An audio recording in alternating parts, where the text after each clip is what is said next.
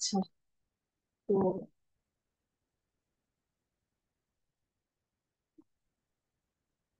আজকে এটা হচ্ছে আপনাদের মডিউল ওয়ান এর স্লাইড, যেটা হচ্ছে আপনাদের অলরেডি আপলোড করে সম্ভবত দেওয়া হয়েছে। তো এখন এই এক একটা মডিউলে হচ্ছে আপনাদের এই ফার্স্ট মডিউলটা হচ্ছে দুইটা ক্লাসে শেষ হবে আর কি। আজকে আমরা হাফ দেখবো, পরে শুক্রবারের ক্লাসে আমরা হাফ দেখবো। তো এই মডিউলের উপর কোনো সিটি হবে না। নেক্সট 2 নাম্বার মডিউল যখন আমরা শেষ করবো, 2 নাম্বার মডিউলে সম্ভবত 3টা বা 4টার মতো ক্লাস লাগবে। তো এরপরে আমরা মডিউল 2 এর উপর হচ্ছে সিটি নিব। তো আজকের ক্লাসে আমরা হচ্ছে যে জিনিসগুলো দেখবো সেটা হচ্ছে মেজারমেন্টের ডেফিনিশনটা আমরা দেখবো। তারপর পারপাস অফ মেজারমেন্টস, আমরা মেজারমেন্ট কেন করে থাকি। তারপর আসবে আপনাদের মেথডস অফ মেজারমেন্টস, কিভাবে করে থাকি। এবং মেজারমেন্টের যে যত ধরনের মেথড আছে সেগুলোকে যদি আমরা একটা জেনারেলাইজড ফরম্যাটে নিয়ে আসি, তা- তাহলে সেটা কি হবে। তো সেটাই হচ্ছে elements of generalised measurement system. এরপর যে বাকি 4টা পোর্শন আছে সেটা হচ্ছে আমরা হচ্ছে নেক্সট ক্লাসে দেখবো। তো আমরা প্রথমে আসি যে মেজারমেন্টের ডেফিনেশন। তো এইখানে খুব সুন্দর একটা মানে বুকিশ থিওরি টাইপের একটা ডেফিনেশন হচ্ছে আপনাকে দেওয়া আছে, যে the measurement of a given quantity is the result of. এখানে কয়েকটা ইম্পর্টেন্ট ওয়ার্ড আছে, সেটা হচ্ছে ফার্স্টে comparison between an unknown magnitude of physical quantity and a predetermined standard. তো প্রথমত একটা এই ডেফিনেশন দেখলেই আপনার মনে হতে পারে আমরা তো আসলে মেজারমেন্ট খুব সহজ একটা শব্দ, পরিমাপ করা, এটার এত কঠিন ডেফিনেশন কেন। তা আমরা যদি আসলে এই ডেফিনেশনটাকে একটু ভেঙে ভেঙে দেখি তাহলে আপনারা বুঝতে পারবেন যে ডেফিনেশনটা অতটাও কঠিন না। তো জিনিসটা এরকম যে, যেমন ধরেন এখন আমি আপনাদেরকে বললাম যে আপনারা সবাই খাতায় একটা 1 ইঞ্চি পরিমাণ দাগ দেন। দেখেন আমিও এখানে 1 ইঞ্চি পরিমাণ একটা দাগ দিছি। তো এটা হয়তো একুরেট 1 ইঞ্চি হয় নাই, বাট কিন্তু দেখেন খুব কাছাকাছি কিছু একটা গেছে, হ্যাঁ। হয়তো 0.8 অথবা 1.1, মানে 1 ইঞ্চি খুব কাছাকাছি কিছু একটা গেছে। এখন আমার প্রশ্ন হলো, এই যে আমি 1 ইঞ্চি পরিমাণ একটা দাগ দিলাম, বা আপনি যে 1 ইঞ্চি পরিমাণ একটা দাগ আপনার খাতার মধ্যে আঁকলেন, এটা আপনাকে কে বলে দিছে যে এটা 1 ইঞ্চি, তাই না? এটা কে বলে দিছে? এখন কথা হচ্ছে যে আমরা যখন এই এসএসসি তে ছিলাম, তখন যখন এই যে বিজ্ঞান বই ক্লাস 9-10 এর ফিজিক্স বইটা, মনে হয় 9 এর ফিজিক্স বইয়ের মধ্যে একদম শুরুতেই আপনাকে টোটাল 7টা মৌলিক পরিমাপ নিয়ে বলা হয়েছিল, যে আসলে যখন আমাদের চারপাশে মানে পরিমাপ করার প্রয়োজন তো আসলে সে আদিকাল থেকে ছিল। এক একটা জায়গার মানুষ এক এক রকম ভাবে পরিমাপ করতো। হ্যাঁ, এক একটা জিনিসকে ইউনিট ধরে পরিমাপ করতো। তারপর যখন ওই যে আপনাদের বিশ্ব বাণিজ্য শুরু হলো, এক দেশ থেকে অন্য দেশে বাণিজ্য শুরু হলো, তখন আমার আসলো যে না, সবাই মিলে আমরা একই পরিমাপ ব্যবহার করব। হুম, যাতে আমাদের কোনো সমস্যা না হয়, যেই দেশে মানে কম বেশি যেন না হয়ে যায়। তো এরপর যেটা হলো যে তখন বিশ্বের বিভিন্ন বড় বিজ্ঞানীরা আছেন, তারা একসাথে বসে কিছু কোয়ান্টিটিকে ওরা হচ্ছে স্ট্যান্ডার্ড ধরছে। এরকম টোটাল 7টা স্ট্যান্ডার্ড ছিল। যেমন 1 সেকেন্ড, কতটুকু সময়কে আপনি 1 সেকেন্ড বলবেন, বা কতটুকু দৈর্ঘ্যকে আপনি 1 মিটার বলবেন, কতটুকু ভরকে আপনি 1 কেজি বলবেন। তো এরকম হচ্ছে টোটাল 7টা কোয়ান্টিটি আপনাদের হচ্ছে প্রিভিটার, যেটা হচ্ছে আপনাকে বিজ্ঞানীরা বলে দিছে। এখন এই বলে দেওয়ার পরে আশেপাশের বাকি যা কিছু আছে সবকিছুকে আপনি তাদের সাথে তুলনা করে পরিমাপ করেন, তাই না? এবং ধরেন এই যে আপনাকে যখন এরকম দেখবেন আপনার হচ্ছে উম, গ্রামের দিকে এই জিনিসটা হয়, জমি পরিমাপ করে দেখবেন, এই যে আপনাদের যে বাবা চাচারা আছে তাদেরকে যখন জমি পরিমাপ করতে বলা হয় তারা লম্বা লম্বা পা ফেলে হাঁটে। হ্যাঁ, হেঁটে বলে এক জায়গা থেকে অন্য জায়গায় আসতে আমার 6বার পা ফেলতে হয়েছে, তার মানে এই জমির লেন্থ হচ্ছে এত। আবার আরেকজন হয়তো বলবে যে না, আমার হেঁটে যেতে এরকম 7 কদম হাঁটতে হয়েছে, তাহলে জমির পরিমাপ হচ্ছে এত। হ্যাঁ, এটা কিন্তু খুব মানে একটা সহজ হিসাব জমির পরিমাপের জন্য, যে হাঁটতে কত সময় লাগে। তো এখন এই বিষয়টা হচ্ছে এরকম যে তাদের কাছে ইউনিটটা হচ্ছে একবার পা ফেলতে যতটুকু আহ, জায়গা ওরা হচ্ছে অতিক্রম করে, এটাকে ইউনিট ধরে তারপর দেখে যে টোটাল হচ্ছে পুরোটা অতিক্রম করতে কতবার হাঁটতে হয়েছে।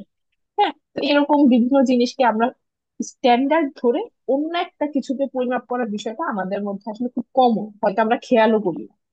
তো এই বিষয়টা হচ্ছে এরকম যে আপনি যখন কোন একটা কিছু পরিমাপ করতে যাবেন তার আগে অবশ্যই আপনার একটা ইউনিট ধরে নিতে হবে। এই যে একটা ইউনিট বা একটা একক বা একটা পরিমাণকে আপনি প্রথমে ধরে নেন, সেটাকে বলে হচ্ছে প্রি ডিটারমাইন্ড স্ট্যান্ডার্ড। তারপর আপনি যেটাকে পরিমাপ করতে চান বা যেইটার পরিমাপ আপনি জানেন না, আপনি এটাকে মেপে দেখতে চান, সেটা হচ্ছে কি আপনার সে আননোন ম্যাগনিটিউড। তখন আপনি কি করেন, এই প্রি ডিটারমাইন্ড ভ্যালুর সাথে আননোন ম্যাগনিটিউডটার একটা তুলনা করেন বা কম্পেয়ার করেন। হ্যাঁ, তো এই টোটাল তিনটা জিনিস নিয়ে হচ্ছে আপনার মেজারমেন্ট। এখন দেখুন, এখন সংজ্ঞাটা আপনার কাছে খুব পরিচিত বা সহজ মনে হতে পারে, যে the measurement of a given quantity is the result of comparison between an unknown magnitude and a predetermined standard. আশা করি এবার আমরা ডেফিনেশনটা বুঝতে পারছি। তো এরপর আমরা চলে যাই যে আমরা আসলে মেজারমেন্ট কেন করে থাকি। দেখেন, কোন একটা প্রসেসকে মনিটর করার জন্য আমরা মেজারমেন্টের প্রয়োজন হতে পারে, সেই প্রসেসটাকে কন্ট্রোল করার জন্য প্রয়োজন হতে পারে, অথবা ইঞ্জিনিয়ারিং অ্যানালাইসিস বা রিসার্চের কাজেও আপনার মাঝে মাঝে বিভিন্ন জিনিস হচ্ছে মেজার করার প্রয়োজন পড়ে। তো মনিটর করার ব্যাপারটা যদি আপনি চিন্তা করেন, এটা আসলে আপনার জন্য চিন্তা করা খুব সহজ। যে আপনি যখন ল্যাবে একটা সার্কিট নিয়ে মনিটর করেন, হ্যাঁ, তখন আপনি সার্কিটটা ঠিক আছে কিনা বা সার্কিটটার ভ্যালু কত সেটা মেজার করার জন্য কি করেন, আপনি ভোল্টেজ মেজার করেন, আপনি কারেন্ট মেজার করেন। তো একটা প্রসেসকে বা একটা অপারেশন কি কি অবস্থায় আছে সেটা মনিটর করতে হলে অবশ্যই আপনাকে আসলে মেজার করতে হবে। হ্যাঁ, তো সেটাকে কন্ট্রোল করতে হলেও মেজার করতে হবে, যে বেশি হয়ে গেল নাকি কম হয়ে গেল। তো এই জিনিসগুলো আসলে দেখার প্রয়োজন পড়ে।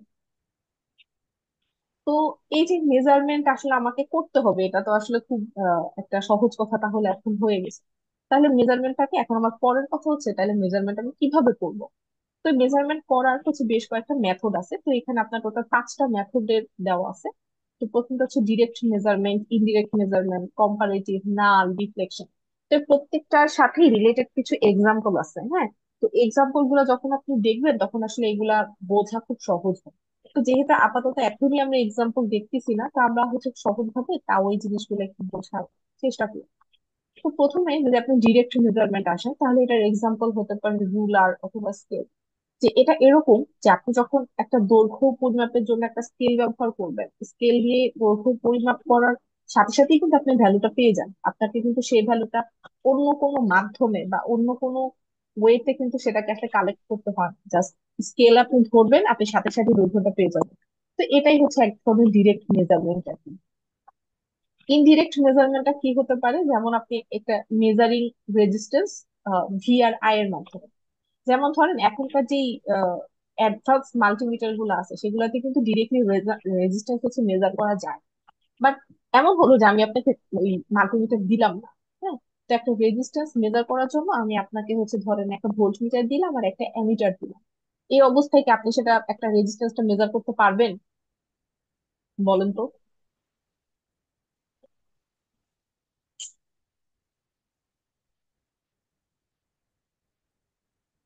আমার কথা কি শোনা যাচ্ছে?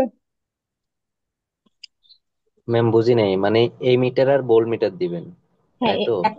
হ্যাঁ, এবং শুধুমাত্র একটা অ্যামিটার আর ভোল্টমিটার দিয়ে আপনি একটা আননোন রেজিস্ট্যান্স পরিমাপ করবেন। এটা কি সম্ভব করা? তাহলে ম্যাম আমরা হচ্ছে এই কারেন্ট এবং ভোল্টেজ নির্ণয় করলে তো রেজিস্ট্যান্স ম্যাথমেটিক্যালি বের করা যায়। এক্স্যাক্টলি। যে আপনি হচ্ছে ফার্স্টে ডিরেক্টলি রেজিস্ট্যান্স বের করতে পারতেছেন না, কিন্তু আপনি ভোল্টেজ আর কারেন্ট বের করে তারপর ওহমস ল থেকেই তো আপনি রেজিস্ট্যান্স বের করে ফেলতে পারেন ক্যালকুলেশন করে। তো এইটাকে আমরা বলে থাকি হচ্ছে ইনডিরেক্ট মেজারমেন্ট। যে ডিরেক্ট বের করতে পারতেছি না, বাট একটা ইকুয়েশনের মাধ্যমে বের করতেছি। তারপর আসেন আপনার কম্পারেটিভ মেজারমেন্ট। তো এটার একটা উদাহরণ হচ্ছে আপনার হুইটস্টোন ব্রিজ, যেটা আপনার এই সিলেবাসে আছে, আমরা সামনেই দেখবো। তো হুইটস্টোন ব্রিজ ব্যাপারটা হচ্ছে এরকম যে আপনার ওখানে টোটাল 4টা রেজিস্ট্যান্স থাকে। একটা হচ্ছে আপনার অজানা থাকে বা যেটা আপনি পরিমাপ করতে চান, বাকি 3টা হচ্ছে আপনার জানা থাকে। তাহলে 3টা জানা রেজিস্ট্যান্স এর মাধ্যমে আপনি একটা অজানা রেজিস্ট্যান্স হচ্ছে মেজার করেন। এই জন্য এটাকে বলে হচ্ছে কম্পারেটিভ রেজিস্ট্যান্স, যে অন্য 3টা রেজিস্ট্যান্সের সাথে তুলনা করে চতুর্থ আরেকটা আপনি বের করতেছেন। নাল মেজারমেন্টটাও হচ্ছে অনেকটা এরকম তুলনা করার মতোই, বাট এখানে আপনি তুলনা করেন শূন্য ভ্যালুর সাথে। তো এটার একটা উদাহরণ হচ্ছে পটেনশিওমিটার। তো এটাও হচ্ছে আপনার এক্সাক্ট যদি সামনে থাকে তাহলে আমরা আর কি দেখবো। তো এখানে হচ্ছে যে adjusting the measurement system to a null, একটা বা একটা ব্যালেন্সড কন্ডিশনের সাথে তুলনা করে আমরা হচ্ছে মানে পরিমাপ করব। এরপর আসেন ডিফ্লেকশন মেজারমেন্ট।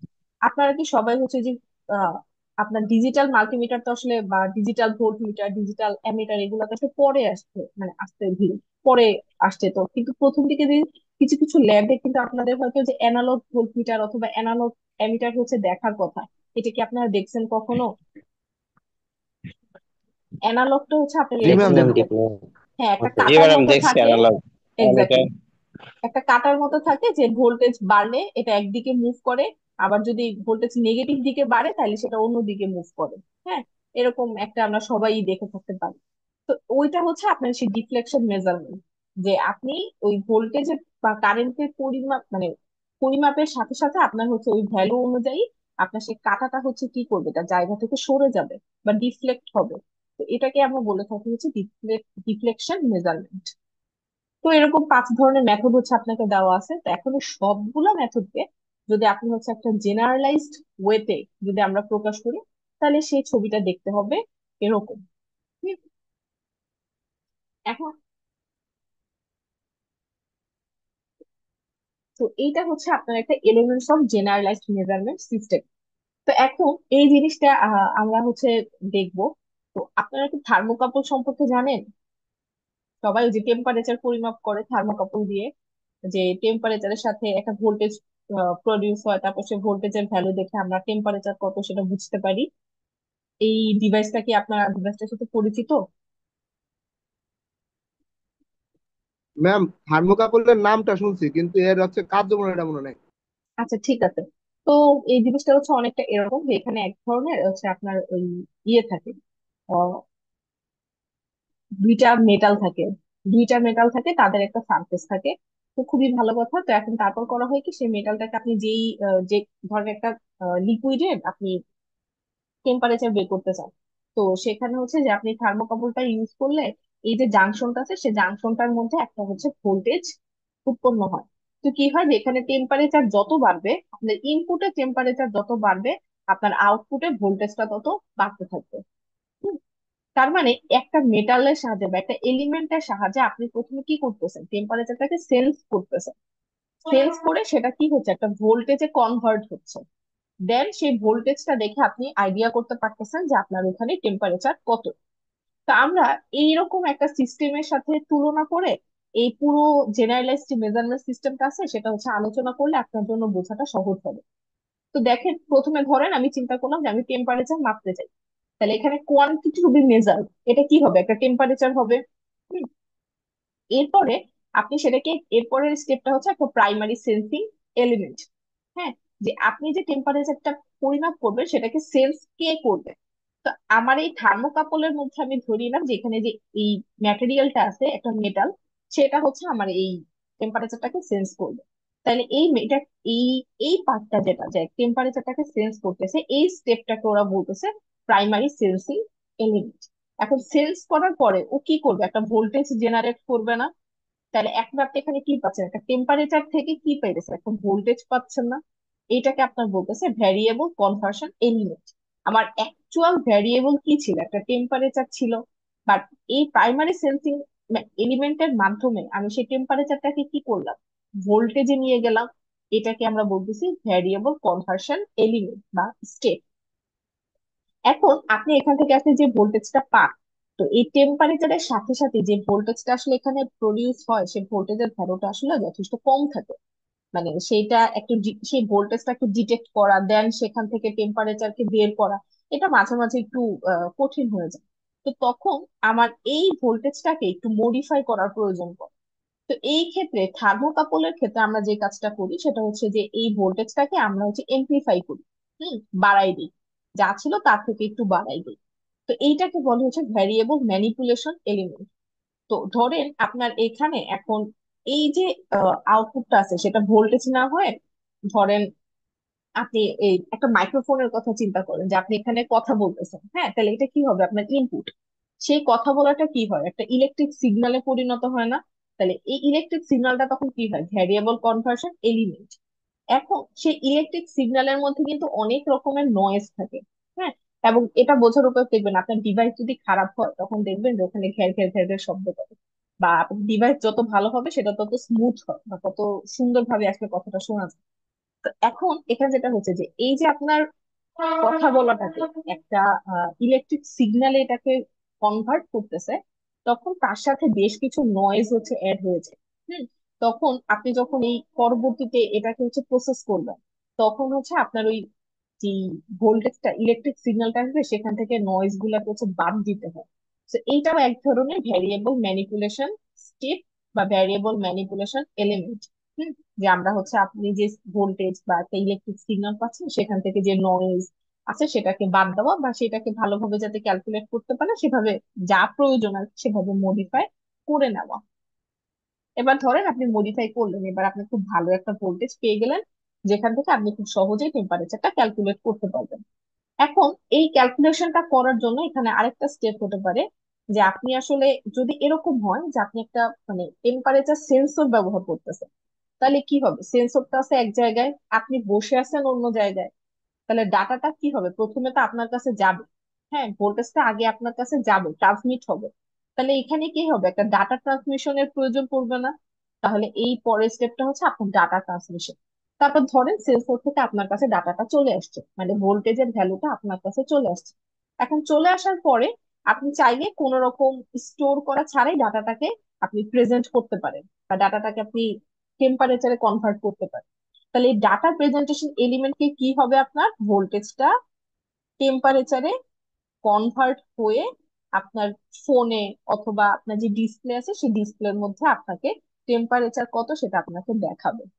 তাহলে ডাটা প্রেজেন্টেশন এলিমেন্ট স্টেপে কি হবে? যে ভোল্টেজ থেকে টেম্পারেচারে কনভার্ট হয়ে যাবে। এখন আপনি চাইলেন যে না আমি এখন করব না, আমার এখনই আসলে টেম্পারেচার দেখার প্রয়োজন নাই, আমি 1-2 ঘন্টা পরে করব। হ্যাঁ, তাহলে কি হবে? ওই 1-2 ঘন্টার জন্য সে কি করবে? ডাটাটাকে স্টোর করে রাখার প্রয়োজন পড়বে। তাহলে তখন কি হবে? যে আপনার ডিরেক্টলি তখন ডাটা প্রেজেন্টেশন এলিমেন্টের মধ্যে না যেয়ে এই ডাটাটা তখন স্টোরেজে চলে যাবে। দেন স্টোরেজ থেকে যখন আপনার প্রয়োজন পড়বে আপনি স্টোরেজ থেকে ডাটাটাকে নিয়ে সেটাকে ডিসপ্লেতে প্রেজেন্ট করতে পারবেন। তো তাহলে এই যে এই টোটালটাই হচ্ছে কি আমার একটা জেনারেলাইজড মেজারমেন্ট সিস্টেমের ফ্লো চার্ট। তো এই ফ্লো চার্টটা আসলে খুব ইম্পর্টেন্ট। এই ফ্লো চার্টটা আপনাদের মিড পরীক্ষায় আসতে পারে, যে ফ্লো চার্টটা এঁকে দেখাও। তো এরপরে আপনি আসেন, এই যে এতক্ষণ ধরে যে আমি যা যা কথা বললাম তার প্রতিটা কথা এরপরে এই জায়গার মধ্যে লিখে দেওয়া আছে। হ্যাঁ, যে যে প্রাইমারি সেন্সিং এলিমেন্ট যেটা দিয়ে আমরা হচ্ছে ফার্স্ট ডিটেক্ট করি, হ্যাঁ ডিটেক্ট করি অথবা ফার্স্ট সেন্স করি যে আসলে কি হচ্ছে। এরপরে দেখেন ভ্যারিয়েবল কনভার্সন এলিমেন্টের মধ্যে আপনি কি করবেন? তাহলে সেখানে এটাকে এই যে ভোল্টেজ বেসড অন টেম্পারেচার, যে টেম্পারেচারটাকে আপনি ভোল্টেজে কনভার্ট করে ফেলেন।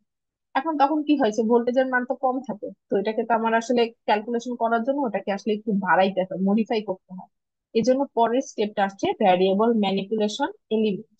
এখানে এসে আপনি এই যে ইট কুড ইনভলভ অ্যাম্প্লিফিকেশন অথবা অ্যাম্প্লিফিকেশন, ফিল্টারিং, মডুলেশন, এরকম বিভিন্ন ধরনের মডিফিকেশন এই এই স্টেপে এসে ইনভলভ হতে পারে প্রয়োজন অনুযায়ী। এরপর ডাটা ট্রান্সমিশন এলিমেন্ট, যে যদি আপনি একটা সেন্সর ব্যবহার করেন যেটা আপনার থেকে বেশ এই যে is far from the display, তাহলে সেই ডিসপ্লের জন্য সেই ডাটাটাকে ট্রান্সমিট করে আগে ডিসপ্লেতে আনতে হবে। আনার পরে আপনি সেই ডাটাটাকে প্রেজেন্ট করতে পারবেন, যে ভোল্টেজকে আপনি আবার সেটাকে হিউম্যান রিডেবল ফরম্যাট, যে আপনি ভোল্টেজকে এবার আবার টেম্পারেচারে কনভার্ট করে ডিসপ্লেতে দেখাচ্ছেন যে টেম্পারেচার এত। এর মধ্যে যদি আপনার ডাটা স্টোর করার প্রয়োজন পড়ে তাহলে সেটা কি হবে? ডাটা স্টোরেজে চলে যাবে। এরপর যদি আপনার একটা কন্ট্রোল সার্কিট হয়, হ্যাঁ, যে আপনি চাচ্ছেন এরকম একটা কন্ট্রোল সার্কিটে আপনি একটা থার্মোকাপল ইউজ করছেন, যে আপনি চাচ্ছেন যে যদি টেম্পারেচার কখনো একটা নির্দিষ্ট পরিমাণের থেকে বেড়ে যায় তাহলে যেন আপনার ওই যে মেশিনটা আছে মেশিনটা যেন অটোমেটিক অফ হয়ে যায়। হ্যাঁ, এরকম একটা কিছু আপনি রাখলেন, একটা ফিডব্যাক রাখলেন, আমরা ফিডব্যাক বলি, যে একটা ফিডব্যাক রাখলেন যে এত টেম্পারেচারে বেশি হলে আপনার মেশিন অফ হয়ে যাবে। তো সেক্ষেত্রে কি হতে পারে? যে আপনি এরকম থার্মোকাপলের টেম্পারেচার মাপতেছেন এবং সেটাকে ডাটাগুলোকে স্টোর করতেছেন, কোন এক সময় আপনি দেখলেন যে ওই যে আপনার টেম্পারেচার বেড়ে গেছে, তখন এই ফিডব্যাক এলিমেন্টের মধ্যে সে হচ্ছে ঢুকে যাবে। যে ফিডব্যাকের মাধ্যমে তখন সে কি করবে? ডাটাটাকে ফিডব্যাক দিবে। ডাটা ফিডব্যাক দিলে তখন ওই অনুযায়ী সে কি করবে? আপনার মেশিনটাকে অফ করে দিবে। তো যেখানে কন্ট্রোল সার্কিটের প্রয়োজন আছে সেখানে আপনার এই ফিডব্যাক এলিমেন্টটার প্রয়োজন আছে। দেখেন এই জন্য এটার পাশে লিখে রাখা হয়েছে অপশনাল। তো যদি আপনার ফিডব্যাক না থাকে কন্ট্রোল সার্কিট না হয় তাহলে তো আসলে এই স্টেপটার প্রয়োজন আপনার পড়বে না। কিন্তু যদি কন্ট্রোল সার্কিট হয় তখন আপনার এই ফিডব্যাকের প্রয়োজন পড়বে। এরপর আমরা চলে আসতে পারি হচ্ছে ইনস্ট্রুমেন্টে। তো ইনস্ট্রুমেন্টেশনের সাথে আপনার এখানে আছে হচ্ছে আহ একটা প্রেসার অ্যাকচুয়েটেড থার্মোমিটার। এই যে আপনাদের একটা নতুন এইটাতেই একটা ইনস্ট্রুমেন্ট আসলে চলে আসছে। তো আমরা হচ্ছে এখন মোটামুটি আজকের ক্লাসের থিওরি পড়া হচ্ছে এ পর্যন্তই। হুম। তো এরপরে আপনারা হচ্ছে যে ইনস্ট্রুমেন্টেশন যেটা সেটা হচ্ছে আমরা নেক্সট ফ্রাইডেতে করবো আর কি। তো আপনাদের সবগুলা স্লাইডই মোটামুটি এরকম লেন্থের। তো আশা করি আপনাদের ফ্লাইট টু এর পর ছুটি দিতে কোনো প্রবলেম, খুব একটা প্রবলেম হবে না। আচ্ছা, তো আজকের কথা আমরা যা যা পড়ালাম এর মধ্যে কি আপনাদের কারো কোনো সমস্যা আছে? থাকলে বলতে পারেন যে এটা বুঝি নাই, বা এটা এরকম হলো কেন, ওরকম হলো না কেন। এরকম কোনো প্রশ্ন থাকলে আপনারা জিজ্ঞেস করতে পারেন।